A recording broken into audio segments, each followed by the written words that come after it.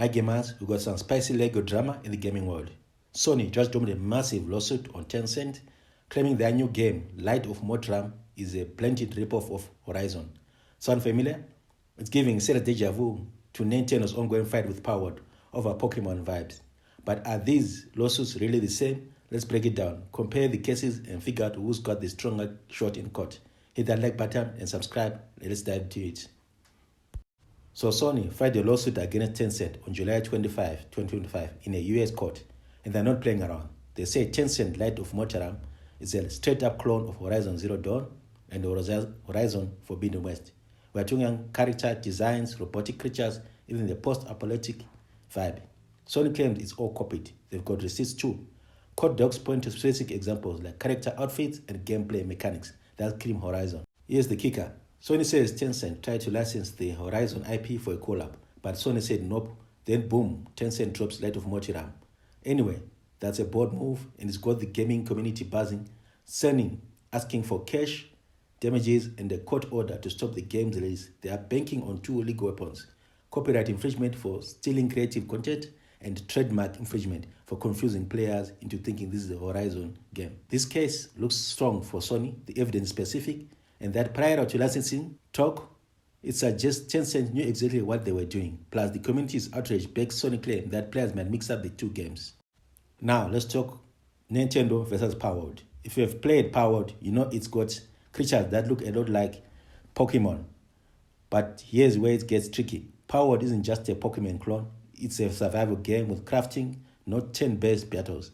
Nintendo suing Pokepair, the developers, but their approach is totally different from Sony's. Instead of copyright, they say Palworld infringes on patents tied to specific game mechanics. Problem is, patents are usually for tech or processes, no creative stuff like character designs. This makes their case shakier. The similarities in Palworld are more about vibe, cute monsters, collecting, but the gameplay is different enough that proving patent infringement is a stretch. Public relations also split. Some fans love Palworld for shaking up the master collecting genre. Others call it knockoff. Unlike Sony case where everyone's dunking on Tencent, Nintendo has got less of a slam dunk in the court of public opinion. So what's the difference?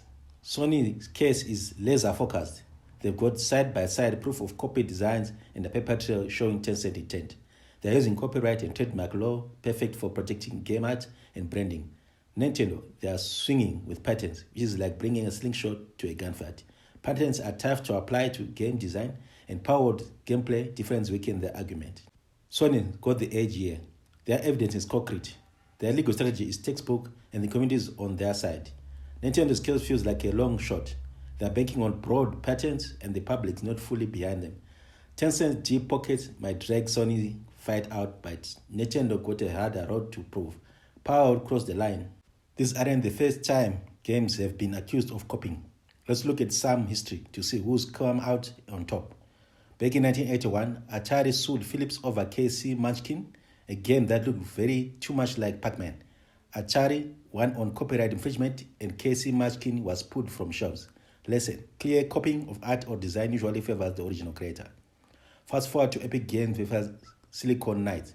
Silicon Knights used Epic Unreal Engine code in 2 Human without permission. Epic countersued, proved the copying, and won $9.2 million, bankrupting Silicon Knights. Another win for the original creator when evidence solid.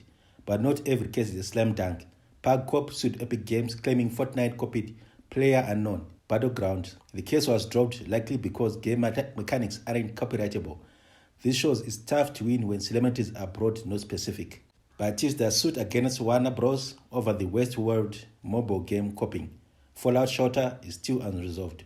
But it's another case where code reuse was alleged. The example suggests Sony got a strong shot if they can prove direct copying, while Nintendo's patent approach might hit roadblocks like Pug. So how do Sony and Nintendo stack up? Sony's case is like Atari versus Philips. Specific evidence of copied designs. A paper trail from Tencent, licensing attempt, and fans screaming ripoff.